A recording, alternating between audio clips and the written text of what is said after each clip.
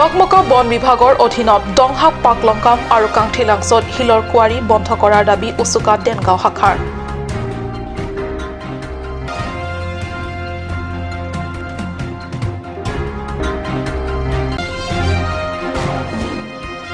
লংকা শাখাৰ ICICI বেংকত দুৰ্নীতি ভুৱা একাউণ্ট খুলি লেনদেন লক্ষাধিক টকাৰ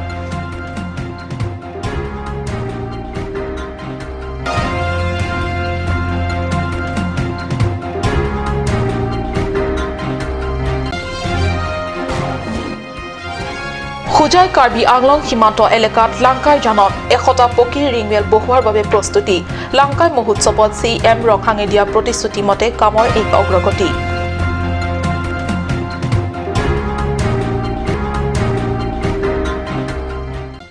নমস্কাৰ অসমীয়া প্ৰাইম টাইমলৈ স্বাগতম জনাইছো ষ্টুডিঅ'ত মই সঞ্জয় তেৰণপি আগবাঢ়িছো প্ৰথম খবৰলৈ পাহাৰীয়া জিলা কাৰ্বি আংলং জিলাৰ কেইবাখনো ঠাইত শিলৰ কুৱাৰী খুলি অবৈধভাৱে শিল সংগ্ৰহ কৰি আছে এছাম অসাধু চক্ৰই অবৈধভাৱে শিল সংগ্ৰহৰ এই কাৰ্য প্ৰতিৰোধৰ বাবে জিলা বন বিভাগে কোনো ধৰণৰ বাধা আৰোপ কৰা পৰিলক্ষিত হোৱা নাই এনে পৰিস্থিতিত অসাধু ব্যৱসায়ীসকলে এই সমূহ সংগ্ৰহ কৰি বহি জিলালৈ অবৈধভাৱে চালান দি আছে বিভাগীয় তৰফৰ পৰা এই ধৰণৰ কাৰ্য বন্ধ কৰাৰ বাবে কোনো পদক্ষেপ গ্ৰহণ নকৰাত উচুকা দেনগাঁও শাখা সৰব হৈ উঠা পৰিলক্ষিত হৈছে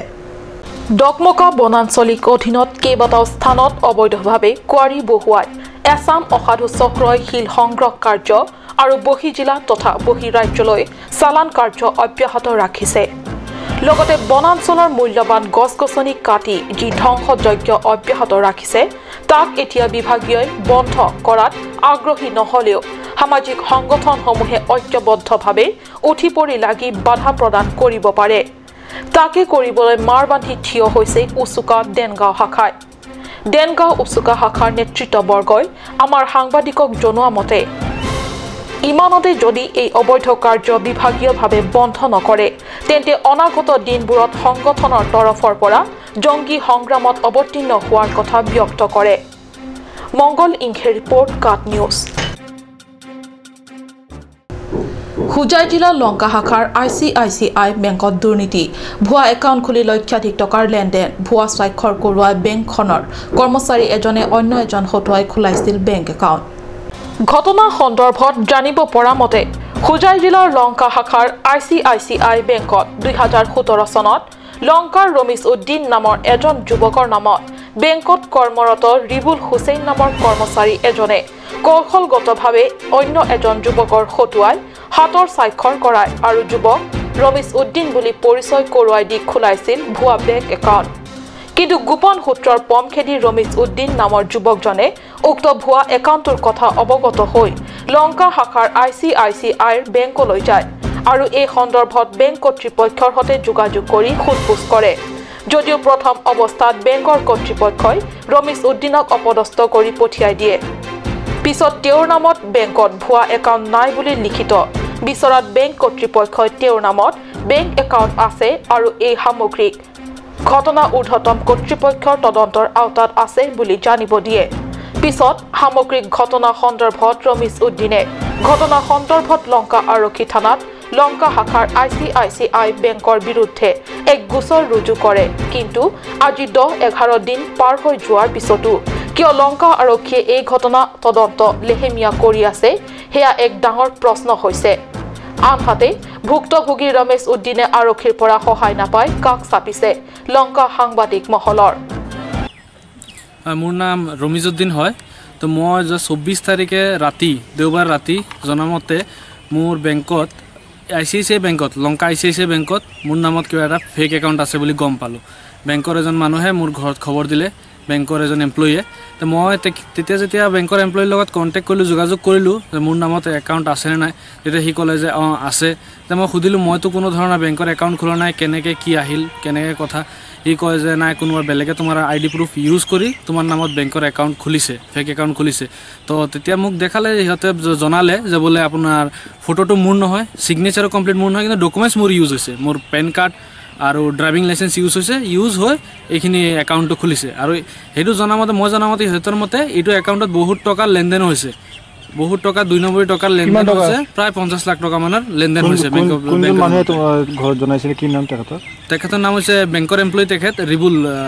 ৰিবুল হুছেইন তেখেতৰ নাম ৰিবুল হুছেইনে মোক জনোৱাৰ মতে মই গম পালো কিন্তু ডাইৰেক্টলি ঘৰত জনোৱা নাই তেখেতে মোক মানে এনেকৈ অফিচিয়েলি কোনো বস্তু দিয়া নাই তেতিয়া মই সুধিলোঁ তেতিয়াহ'লে মই বাচিব হোৱা নাই তেতিয়া যেতিয়া ফেক খুলিছে কোনে খুলিছে কাৰণ তেখেতে কৈছে নিজে খুলিছে বুলি কৈছে আৰু মোৰ লগত ফোনতো কথা বতৰা হৈছে যে বোলে তেখেতে নিজে খুলি দিছে বেংক একাউণ্টটো আৰু উইদাউট ভেৰিফিকেশ্যন সিহঁতৰ এটা পলিচি লংকাৰ পৰা বিশ্বজিৎ চক্ৰৱৰ্তীৰ ৰিপৰ্ট লংকা খুজাই কাৰ্বি আংলং সীমান্তৱৰ্তী লাংকাইজান বৃহত্তৰ এলেকাত খোৱা পানীৰ সমস্যা যাতায়াতৰ বাবে বাট পথৰ দুৰৱস্থা আদি হৈছে সীমান্তবাসীৰ দৈনন্দিন জীৱন যাত্ৰাৰ চিৰকলীয়া সমস্যা এনে প্ৰেক্ষাপটত যোৱা লাংকাই মহোৎসৱ উপলক্ষে অনুষ্ঠিত ৰাজহুৱা সভাত কাৰ্বি আংলং স্বায়ত্তশাসিত পৰিষদৰ মুখ্য কাৰ্যবাহী সদস্য তুলিৰাম ৰংহাঙে খোৱা পানী আৰু বাট পথৰ সমস্যা দূৰীকৰণৰ প্ৰতিশ্ৰুতি দিছিল আৰু এই প্ৰতিশ্ৰুতি মতে এই সমূহ কামৰ অগ্ৰগতিৰ সম্পৰ্কত জানিবলৈ কাৰ্বি ছাত্ৰ নেতা মিৰ্জেং ক্ৰ সহিত তেওঁৰ সহযোগী দল উপস্থিত হয় লাংকাইজানত আহক এই প্ৰতিবেদন বিভিন্ন সমস্যাৰে জৰ্জৰিত সীমান্ত এলেকা বৃহত্তৰ লাংকাইজান অঞ্চল ভ্ৰমণ কৰি কাৰ্বি ছাত্ৰ নেতা মিৰ্জেং ক্ৰ আৰু তেওঁৰ সহযোগী দলে উপস্থিত হয় সীমান্ত লাংকাইজানত যাতায়াতৰ বাবে দীৰ্ঘদিনৰ বাট পথৰ সমস্যা খোৱা পানীৰ সমস্যা আদিৰে আধুনিকতম জীৱন যাপনৰ পৰা চূড়ান্তভাৱে বঞ্চিত লাংকাইজানবাসী যোৱা লাংকাই মহোৎসৱত মুখ্য কাৰ্যবাহী সদস্য তুলিৰাম ৰংহাঙে কথা দিছিল উন্নয়ন দিয়াৰ খোৱা পানীৰ সমস্যা দূৰীকৰণৰ বাবে 100টা পকা ৰিংৱেল বহুৱাৰ প্ৰতিশ্ৰুতি দিছিল সেইমতে উন্নয়নমূলক কাম কাজসমূহ ঠিকমতে হৈছে নে নাই সৰজমিন তদন্তৰ বাবে উপস্থিত হোৱা ছাত্ৰ দলটিয়ে উপস্থিত হয় প্ৰত্যক্ষ কৰে যে পকা ৰিংৱেল বহুৱাৰ কাম ইতিমধ্যে আৰম্ভ হৈছে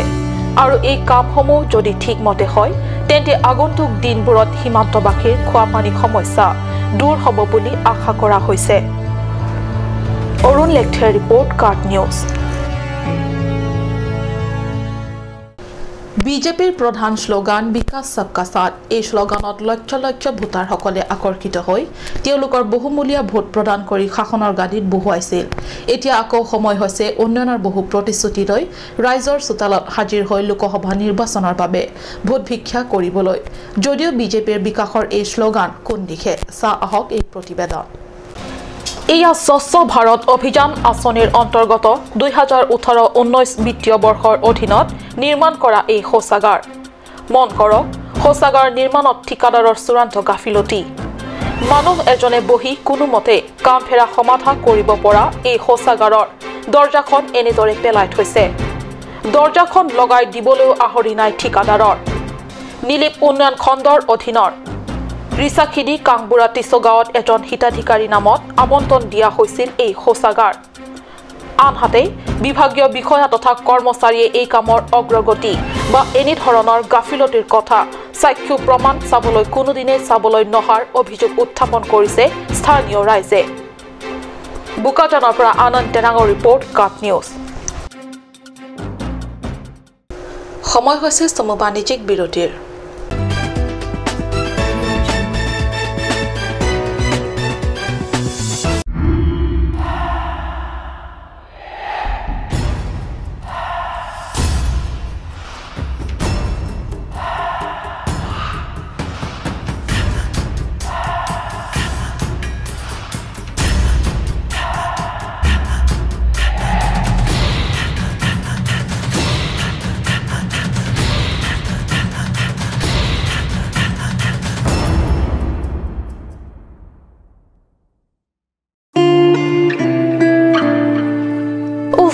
Ini siksa kelapa ni lah so cupen cerap leka cerap.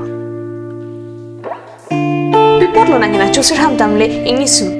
Ini siksa kelapa ni lah so cupen cerap leka cerap cing sok tahun elo. Nang cucut bu. Cepakeng dan lo mati.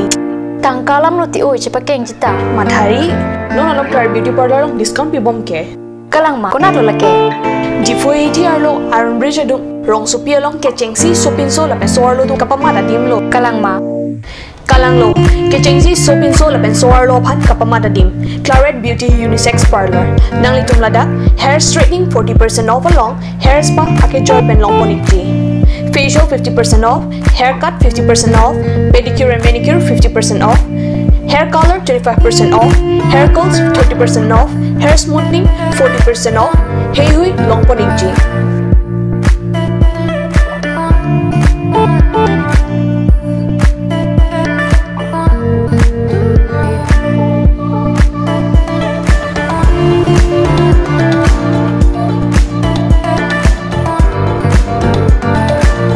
Claret Beauty Unisex Parlor near Central Bank ATM, Iron Bridge, Rongparpi, Rongbe Road. Claret Beauty Parlor. Lasinali tumda padar pin bena humrig no. আজিকালি যিকোনো party মানে কাঞ্জ juice বাইদি বেটো কমলাটো খাইছিলি না আনাৰ ৰসটো পাহাৰীয়া কমলা আৰু আনাৰ ৰসৰ পৰা তৈয়াৰ কৰা কাঞ্জ জুচ সম্পূৰ্ণ বিশুদ্ধ কাঞ্জ জুচ খাওক জীৱনৰ মজা লওক কাঞ্জ জুচ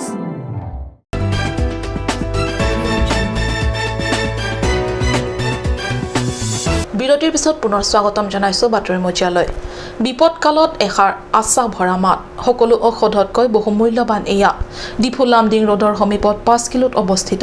এজন গাঁওবাসীৰ বাসগৃহ যোৱা সোমবাৰে ভয়ংকৰ জুইত সম্পূৰ্ণৰূপে যায় এই দুখজনক খবৰ শুনি ঘটনাস্থলীত উপস্থিত হয় পৰিয়ালটোৰ বাবে হাতত যৎকিঞ্চিত সাহায্য সামগ্ৰী লৈ কাৰ্বি ইউনাইটেড পিপলছ এছ'চিয়েশ্যনৰ নেতা তথা বিষয়াসকল বিধ্বংসী জুইৰ লেলিখান শিখাত সম্পূৰ্ণৰূপে চাৰ স্তপলৈ ৰূপান্তৰিত হয় ডিফু লামডিং ৰোডৰ সমীপত বাবু সিং বে নামৰ এজন লোকৰ বাসগৃহ এই নিশাৰ ভিতৰতে গৃহহাৰা হৈ পৰা দুখজনক বাতৰি পাই বাবু সিং বেৰ বাসগৃহত উপস্থিত হয় কাৰ্বি আংলং ইউনাইটেড পিপলছ এছ'চিয়েশ্যনৰ নেতৃত্ববৰ্গ সংগঠনটোৰ সভাপতি মোহন তেৰণ উপসভানেত্ৰী উমলিন টিমুংপি আৰু সাধাৰণ সম্পাদক জয়সিং টিমুঙে গৃহহাৰা হোৱা পৰিয়ালটিক কিছুমান সাহায্য সামগ্ৰী প্ৰদান কৰাৰ লগতে পৰিয়ালটিৰ জীয়ৰীৰ এগৰাকীৰ বিদ্যালয়ত নামভৰ্তিৰ মাচুলো দিয়াৰ প্ৰতিশ্ৰুতি দি আহে অৰুণ লেখথে ৰিপৰ্ট কাট নিউজ গুৱাহাটীৰ বেচৰকাৰী সংগঠন শিশু সাৰথী চেলৰ সহযোগত বুধবাৰে ডিফু আৱৰ্ত ভৱনত নিৰ্বাচন প্ৰক্ৰিয়াত শাৰীৰিক বাধাগ্ৰস্ত লোকক অন্তৰ্ভুক্তিকৰণৰ সম্পৰ্কে এক সজাগতা সভা অনুষ্ঠিত কৰা হয় জিলা নিৰ্বাচনী বিভাগৰ বিষয়া প্ৰিয়াংকুশ শৰ্মাৰ সভাপতিত্বত অনুষ্ঠিত সজাগতা সভাত গণতান্ত্ৰিক ৰূপত শাৰীৰিক বাধাগ্ৰস্ত লোকৰ ভোটাধিকাৰৰ সম্পৰ্কে বিতংভাৱে ব্যাখ্যা কৰে গুৱাহাটীস্থিত শিশু সাৰথীৰ প্ৰতিনিধিদ্বয় ক্ৰমে স্বাস্বতী বৰা আৰু নিহাৰিকা দাসে সমল ব্যক্তি হিচাপে সজাগতা সন্দৰ্ভত ভাষণ আগবঢ়াই দুয়োগৰাকীয়ে